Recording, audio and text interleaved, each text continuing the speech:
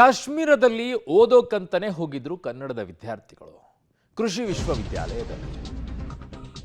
ಈಗ ದಾಳಿ ಬಾಧಿತ ಶ್ರೀನಗರದಿಂದ ರಾಜ್ಯದ ವಿದ್ಯಾರ್ಥಿಗಳು ವಾಪಸ್ ಆಗಿದ್ದಾರೆ. ಅದರಲ್ಲಿ ಅನೇಕ ವಿದ್ಯಾರ್ಥಿಗಳ ಜೊತೆಗೆ ನಾವು ಕೂಡ ಫೋನ್ನಲ್ಲಿ ಮಾತನಾಡಿದ್ವಿ. ಪಬ್ಲಿಕ್ ಟಿವಿಯಲ್ಲಿ ನಿಮಗೆ 15 ವಿದ್ಯಾರ್ಥಿಗಳಿಗೆ ವಾಪಸ್ ಬರ್ತಾ ಇದ್ದಾರೆ. ಕಳೆದ 6 ತಿಂಗಳ ಹಿಂದೆ ಶ್ರೀನಗರಕ್ಕೆ ಹೋಗಿದ್ರು ಕೃಷಿ ವಿವಿ ವಿದ್ಯಾರ್ಥಿಗಳು. ಅವರಿಗೆ ಎಕ್ಸಾಮ್ ನಡೆದಿರುತ್ತೆ. ಎಕ್ಸಾಮಿನ ಆಧಾರದ ಮೇಲೆ ಅವರಿಗೆ ಸೀಟ್ಗಳು ಸಿಕ್ಕಿರುತ್ತೆ. ಅದು ಆ ಕಾಲೇಜಿನಲ್ಲಿ ಸಿಕ್ಕಿತ್ತು. ಈಗ ದಾಳಿ ಎಲ್ಲ ಆಗ್ತಾ ಇರುವಂಥ ಹಿನ್ನೆಲೆಯಲ್ಲಿ ಅವರಿಗೆ ರಜೆ ಕೊಟ್ಟರು. ಹಾಗಾಗಿ ಜಮ್ಮುವಿನಿಂದ ಈಗ ದೆಹಲಿಗೆ ರೈಲು ಮೂಲಕ ವಿದ್ಯಾರ್ಥಿಗಳು ಬಂದಿದ್ದಾರೆ. ಅವ್ರನ್ನ ಹೇಗೆ ಕರ್ಕೊಂಡು ಬಂದರು ಅಂದರೆ, ಕಾಶ್ಮೀರದಿಂದ ಒಂದು ಬಸ್ಸನ್ನು ವ್ಯವಸ್ಥೆ ಮಾಡಿ ಆ ಬಸ್ ಮೂಲಕವಾಗಿ ಜಮ್ಮುವಿಗೆ ಬಂದರು. ಜಮ್ಮುವಿನಿಂದ ಅವರು ಟ್ರೈನ್ ಮೂಲಕವಾಗಿ ದೆಹಲಿಗೆ ಬಂದರು. ಅಲ್ಲಿಂದ ಈಗ ಬೆಂಗಳೂರಿಗೆ ಬಂದಿದ್ದಾರೆ. ದಾಳಿಗೆ ಭಾರತ ಪ್ರತೀಕಾರವನ್ನು ತೀರಿಸಿಕೊಳ್ಳೋದಕ್ಕೆ ಪಾಕಿಸ್ತಾನದ ವಿರುದ್ಧ ಯುದ್ಧ ಕೂಡ ಆರಂಭ ಮಾಡ್ತು. ಆನಂತರ ಪಾಕಿಸ್ತಾನದ ಹಲವು ವಾಯು ನೆಲೆಗಳನ್ನು ಧ್ವಂಸ ಕೂಡ ಮಾಡ್ತು.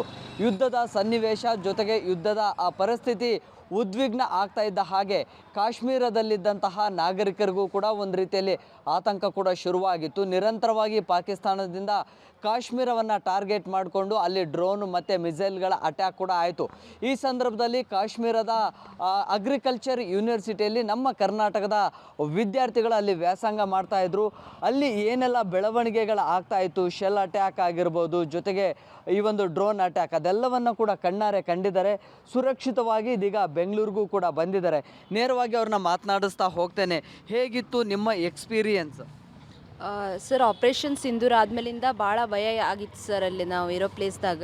ಯಾಕಂದ್ರೆ ಆಪ್ರೇಷನ್ ಸಿಂಧೂರ ಆದಮೇಲೆ ಪೋಂಚ್ ಅಂತ ಒಂದು ಪ್ಲೇಸ್ ಐತೆ ಸರ್ ಜಮ್ಮುದಾಗ, ಅಲ್ಲಿ ಅಟ್ಯಾಕ್ ಆಯ್ತು ಸರ್. ಆಮೇಲೆ ಅವಾಗಿಂದ ಅಂಕರು ಭಾಳ ಎಲ್ಲ ಸಿವಿಲಿಯನ್ಸ್ ಮೇಲೇನು ಅಟ್ಯಾಕ್ ಆಯ್ತಲ್ಲ, ಅದಕ್ಕೆ ಅವತ್ತಿಂದ ಭಾಳ ಭಯ ಆಯ್ತು ಸರ್. ಹೆಂಗಾರು ಮಾಡಿ ಇಲ್ಲಿಂದ ಹೋಗಬೇಕು ಅಂತ ಅಂದ್ಕೊಂಡ್ವಿ. ಬಟ್ ಟ್ರಾನ್ಸ್ಪೋರ್ಟಿಗೆ ಟ್ರೈನ್ ವೆಹಿಕಲ್ಸ್ ಏನೂ ನಮಗೆ ಅವೈಲೇಬಲ್ ಇದ್ದಿಲ್ಲ ಸರ್. ಫ್ಲೈಟ್ಸ್ ಎಲ್ಲ ಬುಕ್ ಮಾಡಿದ್ದು ಕ್ಯಾನ್ಸಲ್ ಆಯಿತು, ಯಾಕಂದ್ರೆ ಅಲ್ಲಿ ಏರ್ ಸ್ಟ್ರೈಕ್ ಎಲ್ಲ ನಡೀತಿತ್ತಲ್ಲ. ಅದಕ್ಕೆ ಅಲ್ಲಿ ಭಾಳ ಭಯ ಆಯ್ತು ಸರ್. ಆವಾಗ ನಮಗೆ ನಾವೆಲ್ಲ ಮಿನಿಸ್ಟ್ರೀಸ್ಗೆಲ್ಲ ಹೆಲ್ಪ್ ಮಾಡೋಕ್ಕೆ ಮತ್ತು ಎಲ್ಲ ಮೀಡಿಯಾದವ್ರಿಗೆ ನಾವು ಮೆಸೇಜಸ್ ಮತ್ತೆಲ್ಲ ಮೇಲ್ಸ್ ಎಲ್ಲ ಹಾಕಿದ್ವಿ. ನಮಗೆ ಫಸ್ಟ್ ಹೆಲ್ಪ್ ಮಾಡಿದ್ದು ministry of heavy industries and steel, HD Kumaraswamy sir ಮತ್ತು ನಿಖಿಲ್ ಕುಮಾರಸ್ವಾಮಿ ಸರ್. ಅವ್ರು ನಮಗೆ ಅವ್ರ ಅಫಿಷಿಯಲ್ಸ್ ಮತ್ತು ಅವರು ನಮ್ಮ ಜೊತೆ ಕಾಂಟ್ಯಾಕ್ಟ್ ಆಗಿದ್ದರು. ನಾವು ಅಲ್ಲಿಂದ ಬರೋವರೆಗೂ ಅವರೇ ನಮಗೆಲ್ಲ ಸೇಫ್ಟಿ ಎಲ್ಲ ತೊಗೊಂಡು ಅವರೇ ನಮ್ಗೆ ಹೆಲ್ಪ್ ಮಾಡಿದ್ದಾರೆ sir. So we are thankful to government of Karnataka, government of India sir. ನೀವು ಹೆಂಗೆ ಫೇಸ್ ಮಾಡಿದ್ರಿ? ಈಗ ನಿಮ್ಮ ಕಣ್ಣು ಮುಂದೆನೇ ಡ್ರೋನ್ಗಳು ಓಡಾಡ್ತಾ ಇದ್ವು, ಜೊತೆಗೆ ಮಿಸೈಲ್ ಅಟ್ಯಾಕ್ ಆಗ್ತಾಯಿತ್ತು, ಶೆಲ್ ಅಟ್ಯಾಕ್ ಆಗ್ತಾಯಿತ್ತು. ಸೊ ಅದನ್ನು ನೀವು ಕಣ್ಣಾರೆ ಕಂಡ್ರ, ಜೊತೆಗೆ ಹೇಗಿತ್ತು ಅಲ್ಲಿಂದು ಸಿಚುವೇಶನ್?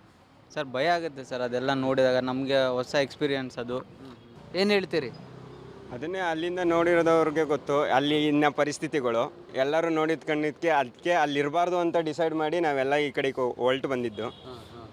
ಅಲ್ಲ, ಈಗ ನಾರ್ಮಲ್ ಆಗಿ ಈಗ ಅಲ್ಲಿನ ಸ್ಥಳೀಯ ಫ್ರೆಂಡ್ಸ್ಗಳು ಅವರೆಲ್ಲರೂ ಕೂಡ ಇರ್ತಾರೆ. ಏನು ಹೇಳ್ತಾ ಇದ್ರು? ಇದೆಲ್ಲವೂ ಕೂಡ ನಾರ್ಮಲ್ ಅಂತ ಹೇಳ್ತಾ ಇದ್ರಾ, ಅಥವಾ ಅಲ್ಲಿಂದು ಭೀಕರತೆಯನ್ನು ಬಿಚ್ಚಿಡ್ತಾ ಇದ್ರಾ? ಇಲ್ಲ ಸರ್, ನಾವು ಅವ್ರ ಜೊತೆ ಮಾತಾಡಿದಾಗ ಇದೆಲ್ಲ ಇಲ್ಲಿ